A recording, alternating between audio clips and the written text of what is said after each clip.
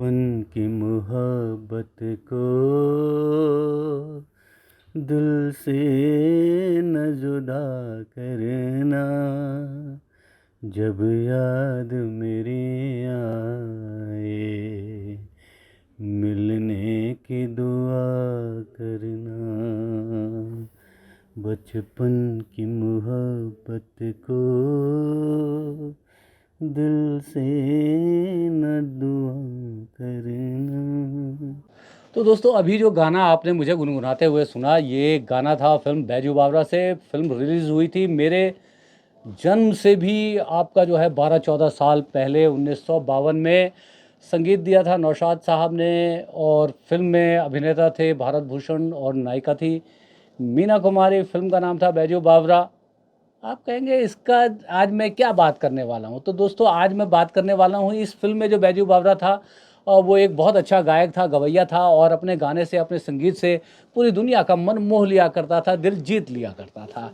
पर आज के दौर का जो बैजू है वो अब बैजू नहीं कहलाता है, वो कहलाता है बायजू।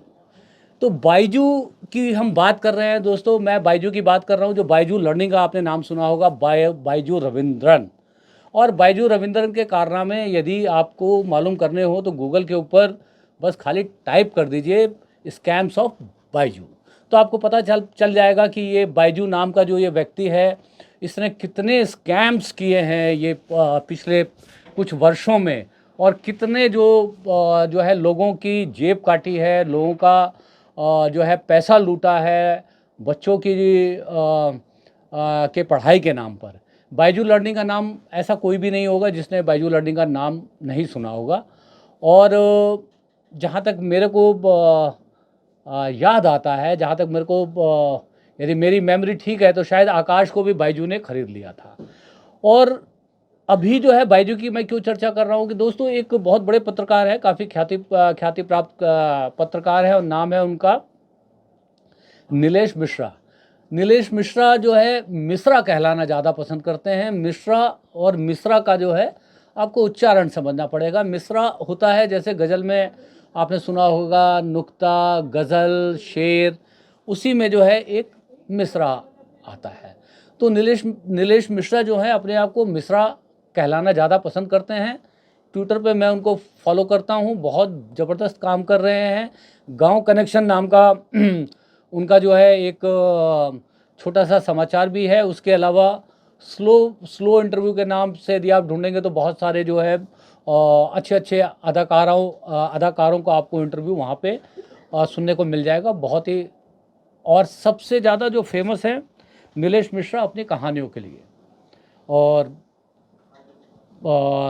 एफएम के ऊपर जो मतलब कहानियों को जो स्थापित किया, उसको नीलेश मिश्रा ने स्थापित किया। तो उनके मैं ट्वीट देख रहा था कि दोबारा से एक बार जो है बायजू रविंद्रन जिनका पूरा नाम है और बायजू लर्निंग की जिन्होंने स्थापना करी, किसी समय में जो है उनको बहुत सम्मान के साथ उनका नाम लिया जाता था। मगर पिछले कुछ वर्षों में उन्होंने जो जिस तरह से हमारे देश में बहुत सारे जो है पेरेंट्स के जेबें काटी हैं और जो पढ़ने वाले बच्चों को सपनों को तोड़ा है, उनकी महत्वाकांक्षाओं को तोड़ा है, उनके माँ बाप का पैसा लूटा है और बहुत सारे लोगों को पहले रोज़गार दिया, फिर बहुत सारे लोगों का रोज़गार गया है। बहुत सारे लोग उनकी वजह से डिप्रेशन में गए हैं। कुछ लोगों ने, मैंने सुना है कि यहाँ तक कि जॉब जाने के गम से जो है लोगों ने आत्महत्याएं भी की हैं और या आत्महत्या करने का प्रयास किया है। इसकी मैं पुष्टि नहीं कर सकता। वही बायजू अब दोबारा से उठ खड़ा होने को तैयार है। आपको पता है दोस्तों, जब एक बार आदमी मिलियनर बिलियनर बन जाता है ना, तो वो कितना भी बर्बाद हो जाए, वो क्या कहते हैं, गरीब तो फिर दोबारा कभी होता नहीं। तो बायजू के पास अभी भी बहुत पैसा है, बायजू रविंद्रन के पास। तो बायजू रविंद्रन जो है अब झूठी पीआर कराने में अपनी लगे हुए हैं और उनकी पीआर में जो मदद कर रही है वो है एएनआई। अभी एएनआई के साथ उनका एक जो इंटरव्यू या पॉडकास्ट काफ़ी चर्चा में आया। उस पॉडकास्ट के बाद जो नीलेश मिश्रा काफ़ी उनके ऊपर भड़के हुए हैं और लगातार जो ट्विटर, जो कि अब एक्स कहलाता है, उसके ऊपर अपने वो पोस्ट लिख रहे हैं। जबकि नीलेश मिश्रा बहुत ही सोशल मीडिया के ऊपर काफ़ी तटस्थ रहते हैं, बहुत ज़्यादा लिखते विखते नहीं हैं।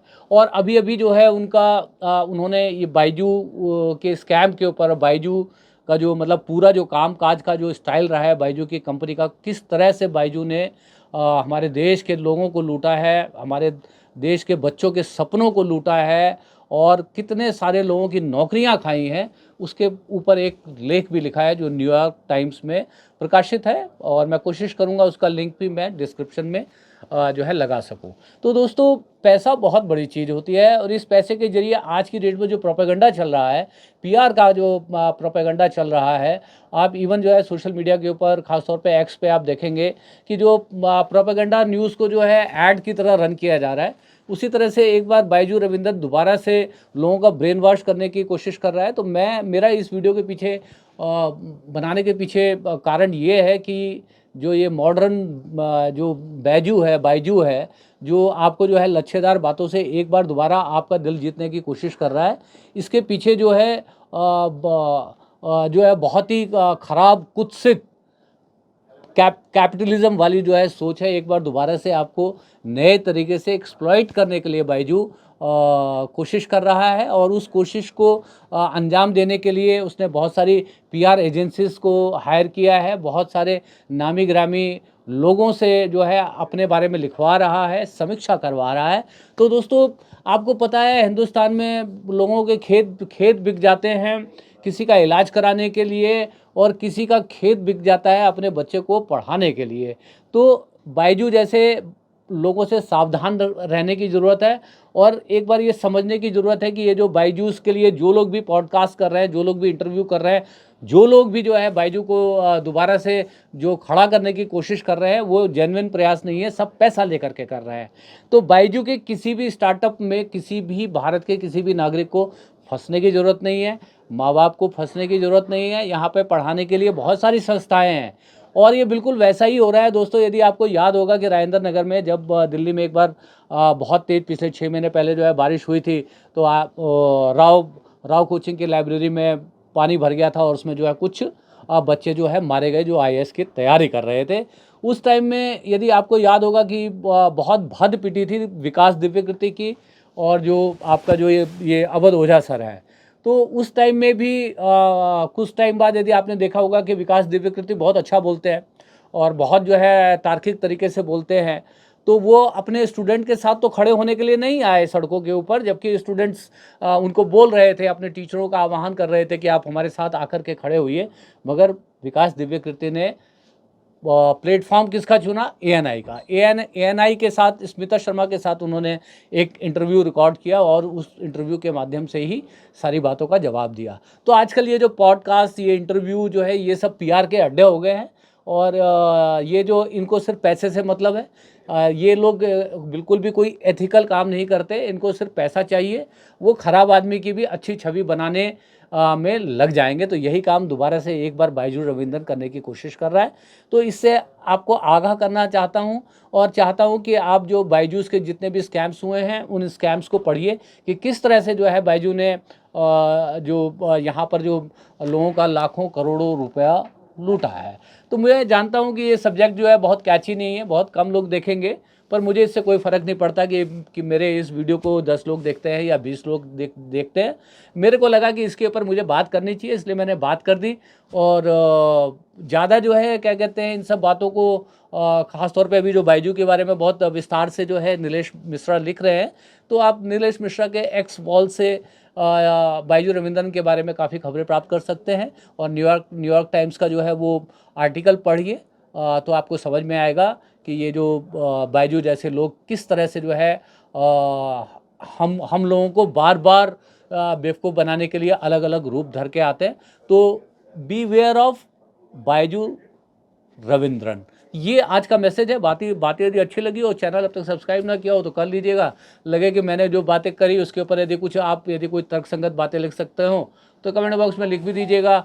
और यदि इस वीडियो को ज़्यादा से ज़्यादा लोगों तक यदि पहुंचाएंगे तो बहुत सारे लोगों की आप मदद करेंगे जो कहीं ना कहीं दोबारा से बायजू रविंद्रन के चंगुल में कहीं फंस ना जाएं।